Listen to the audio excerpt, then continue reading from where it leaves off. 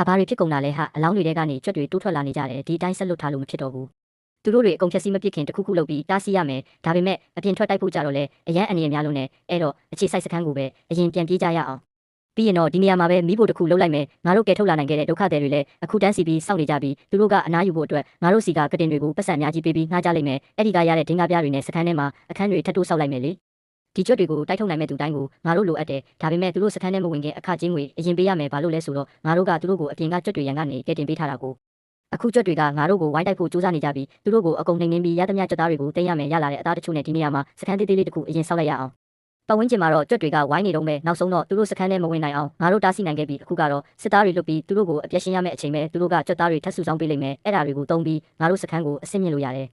ပြီးတော့ဒီသားတွေနဲ့ဆေးရည်တွေဖော်ပြီးအပြင်မှာစောင့်နေတဲ့သူတွေကိုပြန်ရောင်းလို့ရတယ်တကယ်ကိုအပန်းမကြီးတဲ့အလုပ်ပဲအခုငါတို့ဆေးရည်တွေအများကြီးထက်လို့နေပြီးဒါပေမဲ့အခက်ခဲကအသားတွေကိုကိုယ်တိုင်လိုက်စုနေရတာပဲအဲ့ဒါကြောင့်ရလာတဲ့ပတ်စံတချို့နဲ့ဒီနားမှာပစ္စည်းတဲတဲ့ပတ်လန်းလေးတစ်ခုလောက်အရင်ဆောက်လိုက်ရအောင်